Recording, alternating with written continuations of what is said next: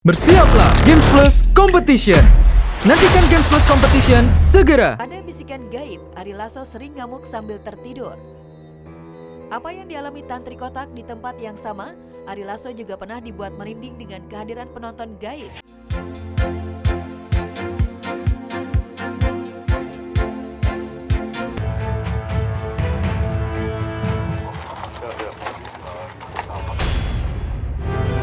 Akhir pelarian dalang penembakan istri sendiri.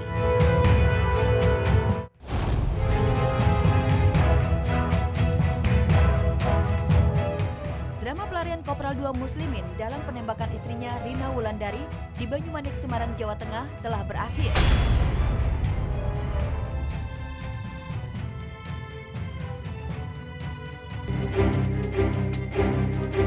Kopda Muslimin ditemukan meninggal di rumah orang tuanya di Kelurahan Trompo, Kendal, Jawa Tengah, Kamis pagi kemarin.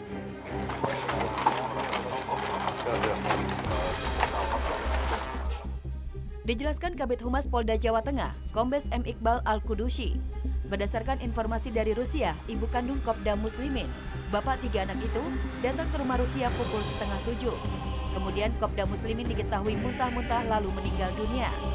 Informasi dari tetangga rumah menyebut, penyebab Kopda Muslimin muntah-muntah dan meninggal karena minum racun.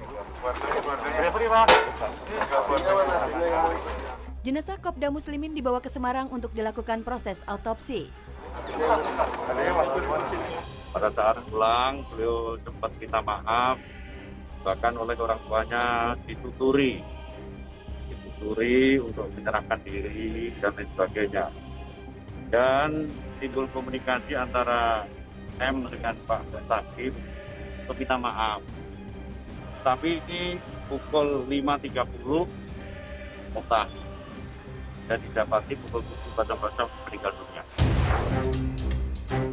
Viral, supir taksi online di Manado lecehkan penumpangnya. Aksi tak terpuji seorang pengemudi taksi online di Manado, Sulawesi Utara tengah viral di media sosial. Dari video yang beredar, terlihat sang pengemudi pria Parubaya melakukan perundungan terhadap seorang perempuan penumpangnya. Mulai dari bicara yang tak sopan hingga memegang bagian kaki penumpangnya, meski sang penumpang sudah bilang jangan. Akibat aksi tak pantasnya itu, sang pengemudi taksi online jadi berurusan dengan polisi. Iya, Mar jeung begitu dang. Beda dang. Beda bagaimana? Nyanda no. Saya bilang jangan karena masih ada pegang-pegang. Ke aku tuan. Itu memang. Kasih. Hati-hati, penipuan bermodus tukar uang.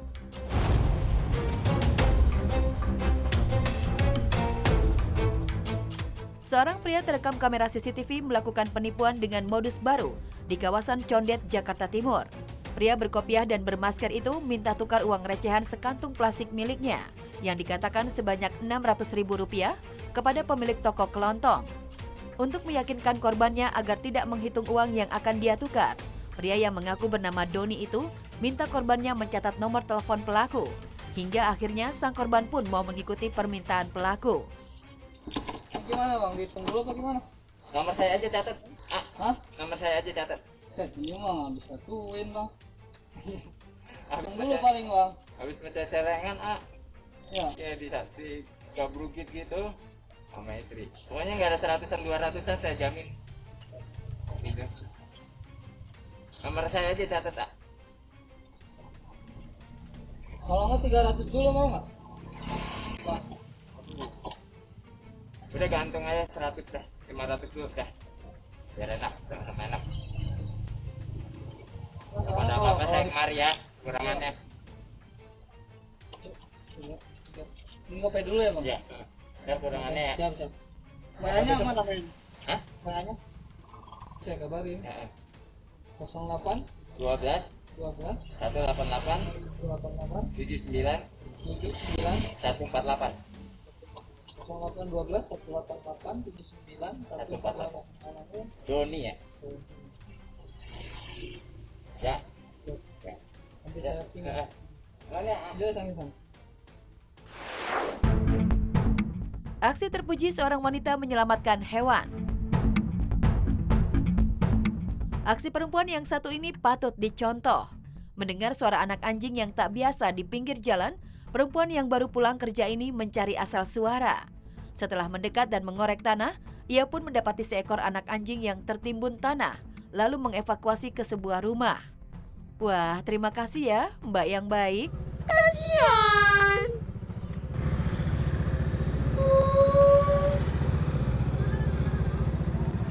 Anjingnya terkubur.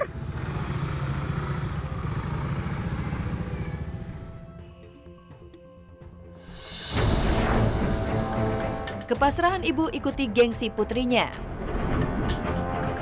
Di tengah hajatan pernikahan putrinya, ibu ini tiba-tiba naik ke atas panggung dan melontarkan pengakuan yang mengejutkan. Si ibu mengatakan mengundang grup musik Dian Enik di acara hajatan yang ia helat merupakan kemauan dan nurutin gengsi anaknya. Padahal dia bukanlah orang kaya dan tidak mampu membayar tarif grup musik yang tampil menghibur di acara resepsi pernikahan sang anak. Duh, mirisnya hanya demi gengsi. Saya nanggap Dian Enik bukan orang kaya ya. Iya, Bu. Karena selera anak saya tinggi, Iya. nggak kuat-kuat diangkat. Lu, jadi apa boleh buat? Orang tua tinggal ngerestui. Jadi saya mau nyumbang lagi.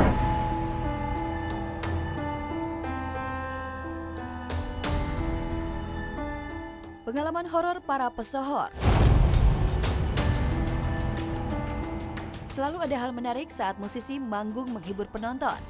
Namun tak sedikit cerita mistis yang dialami para pesohor selebriti saat menghibur. Dan inilah pengalaman horor para pesohor yang sulit terlupakan, bahkan selalu menghantui hari-hari selebriti.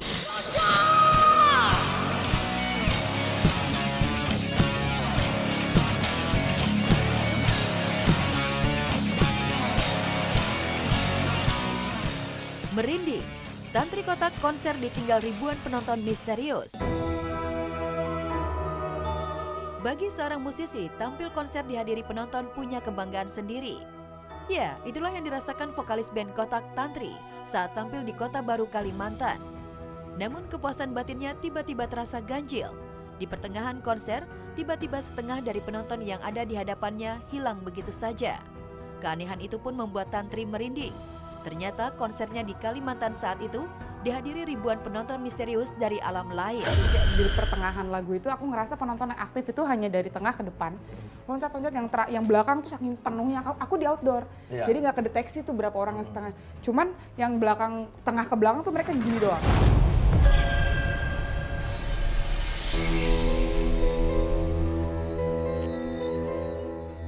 Ada bisikan gaib, Ari Lasso sering ngamuk sambil tertidur. Apa yang dialami Tantri Kotak di tempat yang sama, Ari Lasso juga pernah dibuat merinding dengan kehadiran penonton gaib.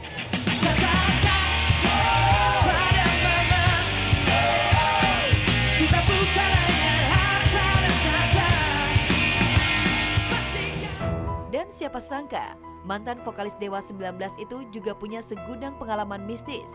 Selain pernah digerayangi makhluk astral kuntilanak.